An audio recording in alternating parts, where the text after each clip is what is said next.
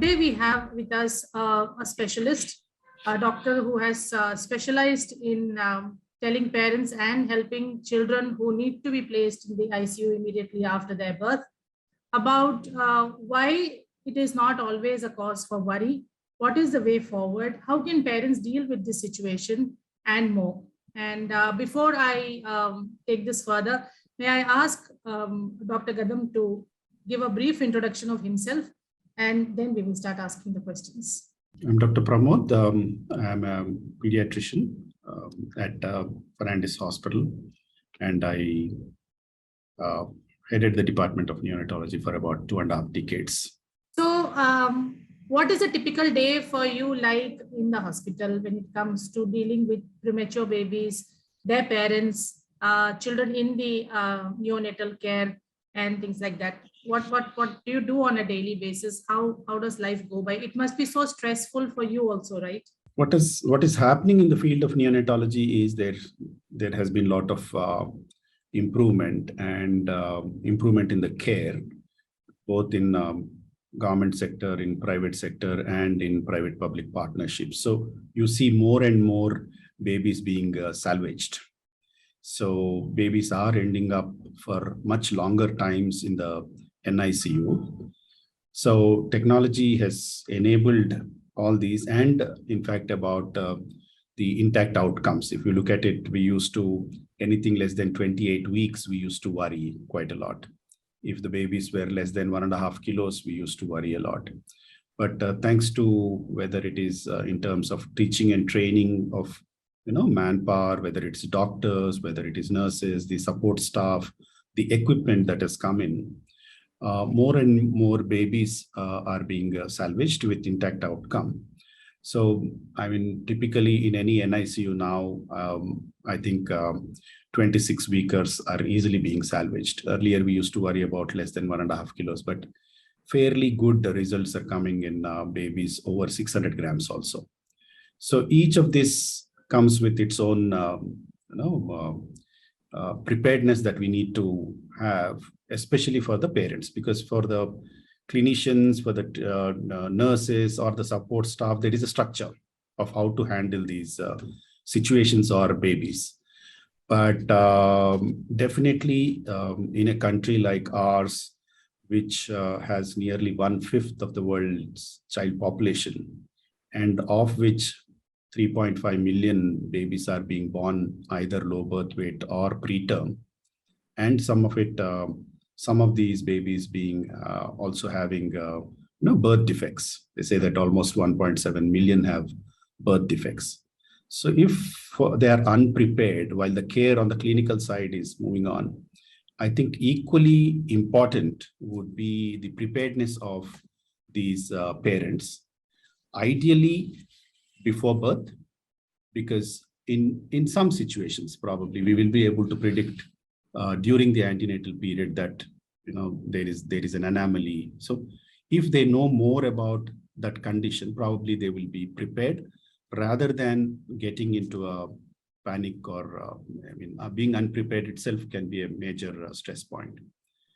As long as we know why we are doing, I think how we do and what we do is the lesser of the thing. Mental health in India especially has been a big thing, and in a recent WHO review, it was mentioned that the postpartum depression in India is as much as 22%. And this is much more in mothers who have birthed preterm or a low birth weight baby. And coping with this mechanism is extremely difficult. But before I go into, for parents whose babies are admitted in an ICU, we should not forget the point that it is equally essential for even normal pregnancies and normal childbirth. Because of the nuclear families, they are unprepared. So we have seen quite a lot of benefits in people attending the childbirth classes during antenatal period. There has been a positive birthing experience. The breastfeeding rates are higher. There's psychological well-being, because this is the most vulnerable period. So let's not forget normal pregnancy. I think that number is huge compared to, but yes, special emphasis has to be on babies who are admitted in NICUs. And the other point probably I would like to mention here is the community awareness and education is as important as for the parents. Parent education for babies admitted in NICU is unstructured still in India, unlike in the West. It has become part of the care plan. So the emphasis and structure of parental education is still at a very native stage in India. It's challenging more so because of the health literacy and also the stress that they go through during this period.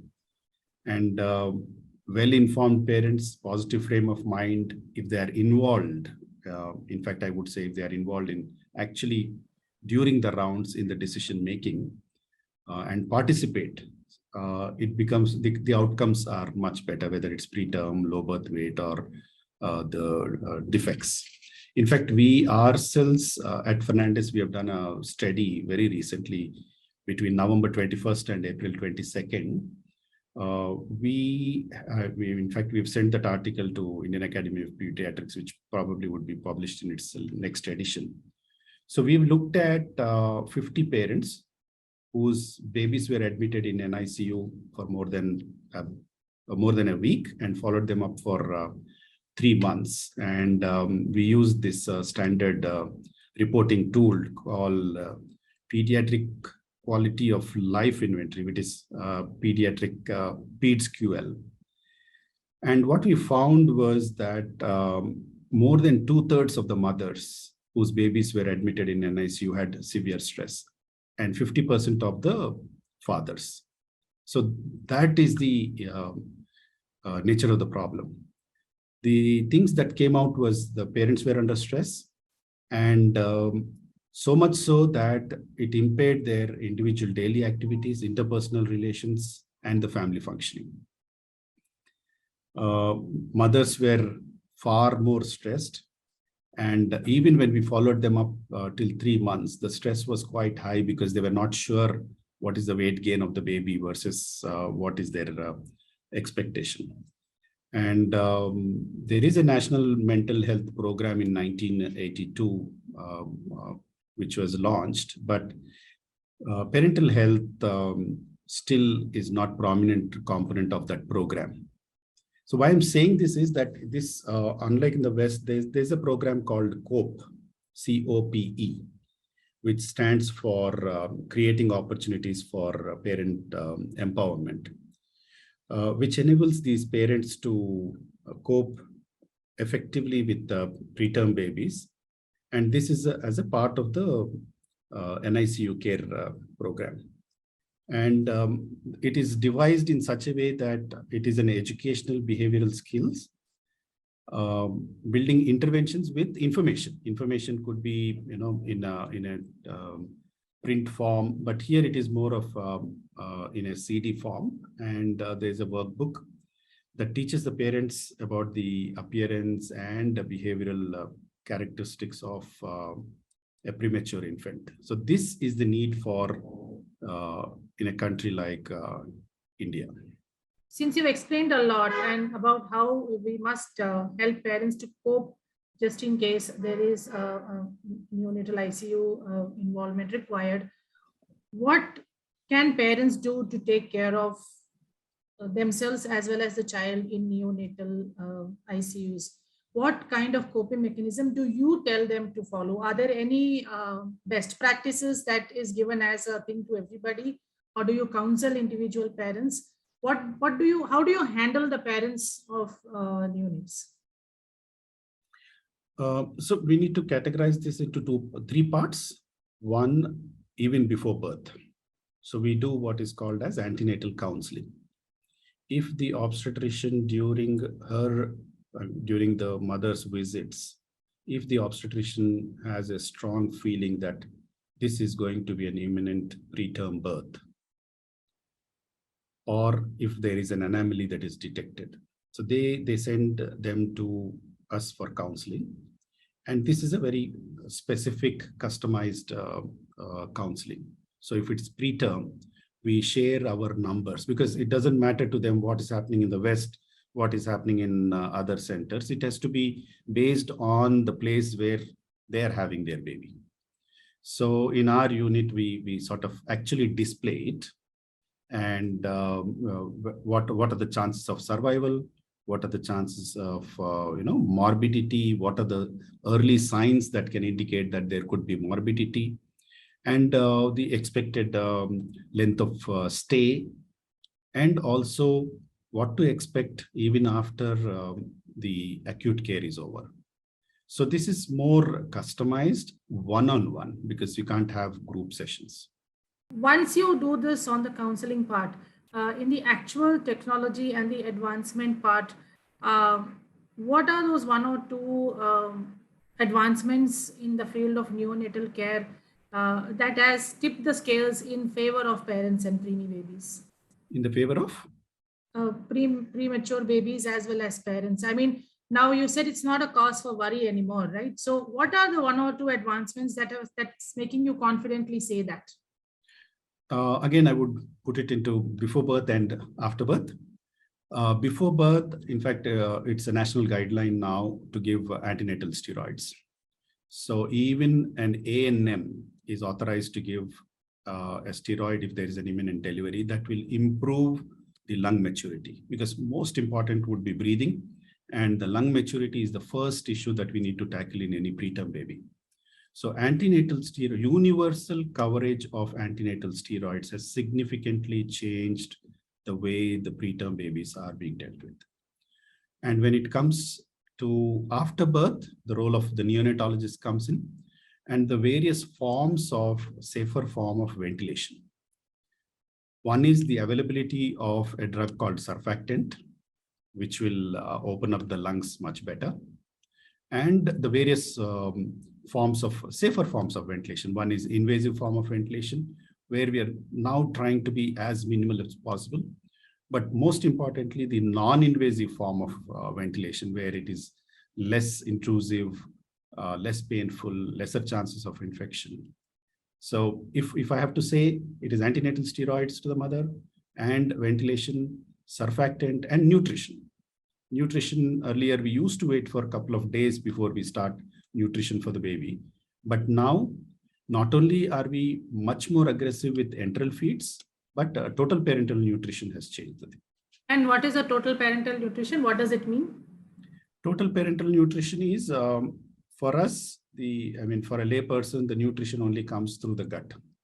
We eat, and it goes into the stomach, gets digested, and that's nutrition. So total parental nutrition is the nutrition that is required for the baby is given from day one in an intravenous form. So the baby gets all the nutrients right from day one.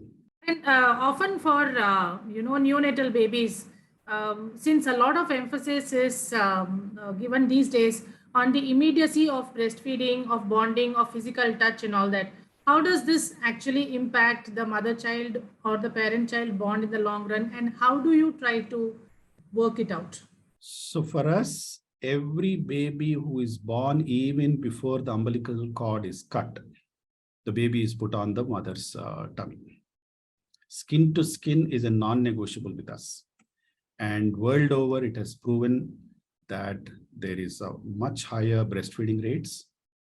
The thermoregulation becomes much easier, and the bonding and the psychological healing have helped. So skin to skin is a non-negotiable. Even in a cesarean section in the theater, the baby is put on the mother's chest, and there's something called as a breast crawl, where the baby crawls to the breast and finds the nipple to suck.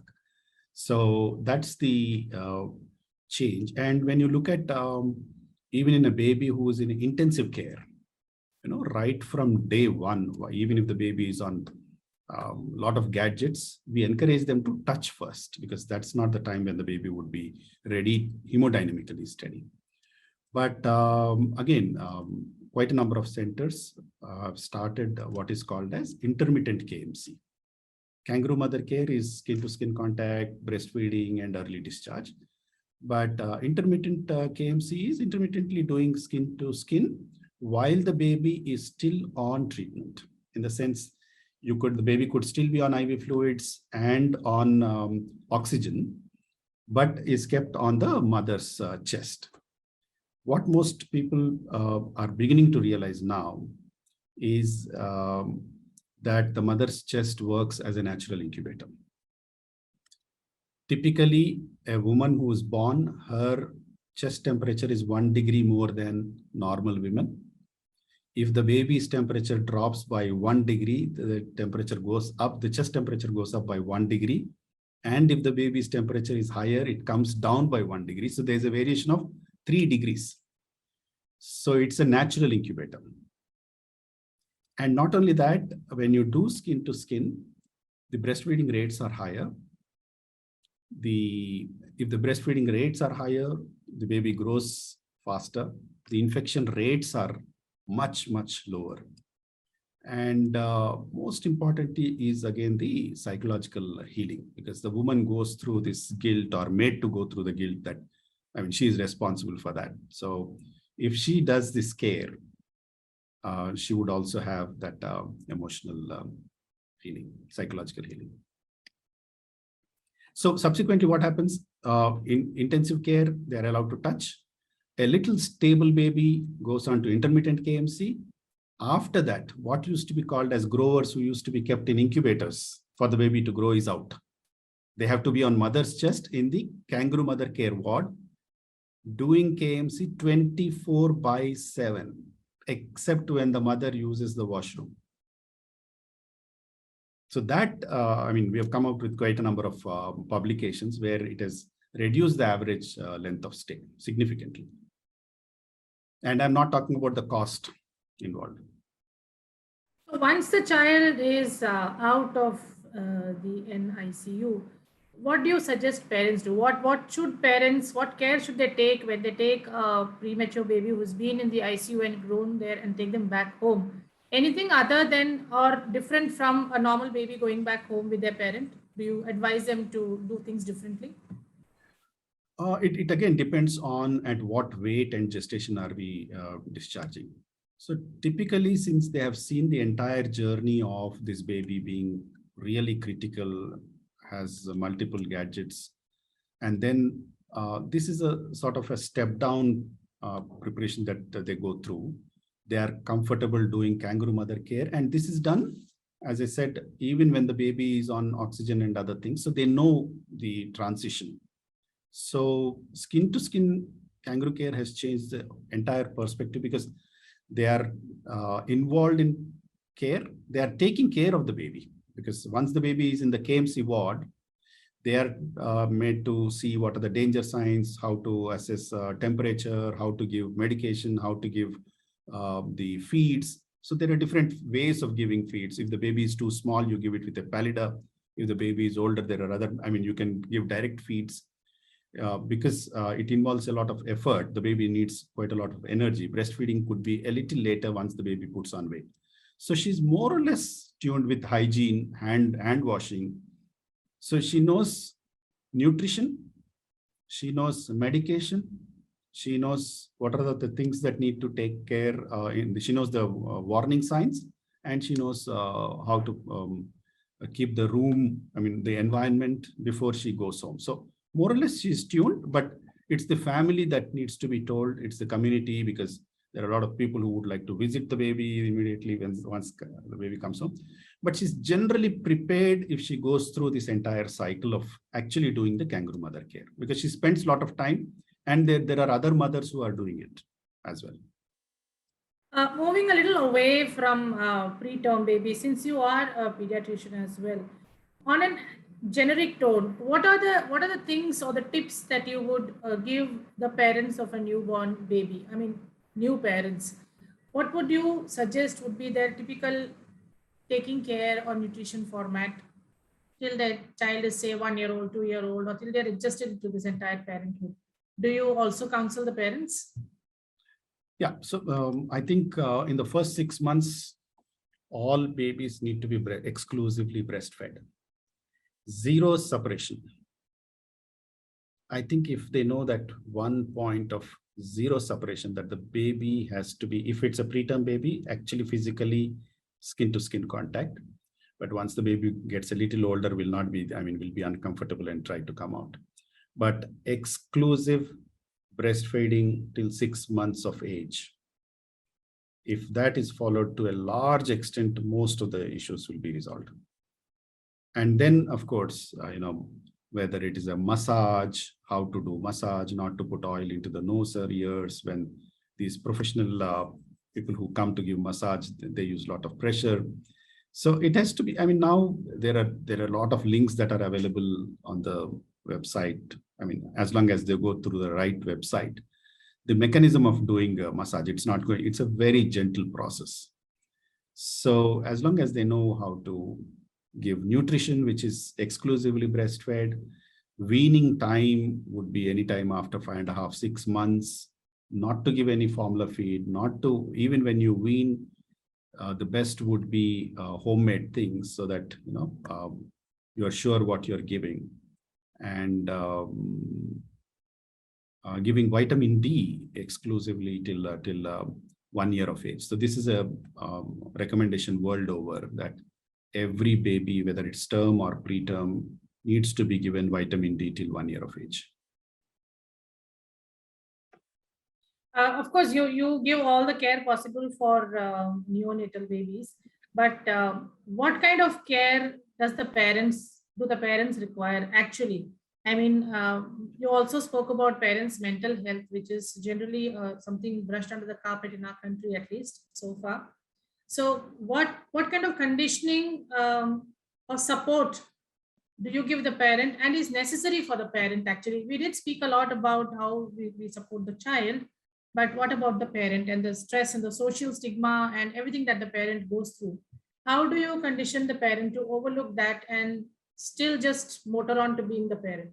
Since more and more preterm babies are being born, there is some amount of priming that happens during their hospital stay, because they get to meet quite a lot of parents who are going through the same. Or during follow-up, we try and ensure that one of them meets these parents and share their own experiences. Nothing like coming from the support group who have gone through the same experience. So that would be the most important thing. But otherwise, what she needs is physical rest, mental rest, good nutrition, and that's where the family comes in to provide her good nutrition, to understand, what are her fears and acknowledge them and help her process it, most importantly. And in fact, if they are there through, we do encourage companions even at birth. So they go through these classes, even if it is antenatal classes, childbirth classes. So there's one more person who works as who's a companion, who's aware of most of the issues. So they become the advocates for her. And we draw out a long-term plan, what to be expected. And this is also discussed with the extended family, 1 or 2 members. So they know that at a certain age, these are the milestones that are expected. This is the nutrition that needs to be done, whether it is a vaccination. So periodically they are followed up. So they are mentally prepared what to expect during their visit. So if there is anything, it's the mother's frame of mind, and that's where the family support needs to come in, and nutrition. Is postpartum depression and birthing a preterm baby connected in any way? Is it a given that if the mother has a preterm baby, she will suffer from postpartum depression? Is there any linkage, or they are separate issues and could happen to anybody? There is a linkage that there is a higher chances of her having postpartum depression. It is a it is more or less, it can happen in normal births with a healthy baby. But definitely the chances of a mother who has birthed a preterm baby, the postpartum depression is much, much higher and for a much longer time. Is it helpable? I have known of families telling the mother that it's all in your head and you just need to smile and laugh and be better. Is there some sort of a chemical change that happens in the mother that leads to this? Or like how every family's elders say it's just in the mind. No, it's not in the mind. I think there are a lot of physiological changes that are responsible. So it's unfair to, I mean, that itself is wrong to blame that it's in her mind. So it's unfair. But what is happening is the community awareness is spreading. I mean, thanks to various advocacy groups which are creating awareness. If you look at it, we celebrate Newborn Care Week between 15th and 21st of November. So during that week, if there are a lot of activities, at least it's sort of getting the attention through media or various forums. There is Breastfeeding Week that is done between 1st and 7th of August. So, I mean, there are a lot of activities which more and more organizations are participating. So general awareness in the public, I think, is increasing. In fact, we had a global hand washing week on October 15th. So this is more and more, this is more essential. I mean, generally also it's good, but more essential for babies who are admitted in NICU. The attendants are aware that hand washing is very, very important. We don't give it so much of significance. And related to this topic, the World Prematurity Day is celebrated on 15th August. So various people do various activities, basically to create awareness, the challenges, the burden that the community has. I think these programs, in fact, there's a Cerebral Palsy Day on October 6th. So through these programs also, I think there is awareness that is happening across. Is a preterm baby the mother's fault? I mean, is there a reason the child was preterm because there was something not okay with the mother and her insights? I mean, how else do I put it? I don't know. Because yes, these are the social atrocities and guilt that the mother of a preterm baby has to go through. So I'm asking this question. So can I answer it in one word? It is no, in capitals, italics, bold, underlined, inverted commas. I think that neatly answers the question that no, the mother is not responsible for it. And the last question, of course, is there a way to avoid preterm delivery? Can it be avoided? Or it becomes inevitable at some point? It becomes inevitable at a certain point. I'm not saying every preterm birth is unavoidable. It depends on the medical condition, how it has been addressed. So it will be unfair to say that all of them are avoidable or all of them are unavoidable. But yes, I think as long as they take reasonable care, I would say it is unavoidable, provided they go through the right people. Right, sir. Thank you so much. I think it has been an enlightening conversation and we've come out the wiser in knowing, understanding, and also I think to a large extent dealing with preterm babies and also the parents of newborn children. So yes, Dr. Gadam, thank you so much for being a part of this conversation. Thank you very much, Jyoti. I think anything for creating awareness, because as an organization, we are very clear that, we are advocates for making childbirth respectful and safe. So we would our support in any manner that's required.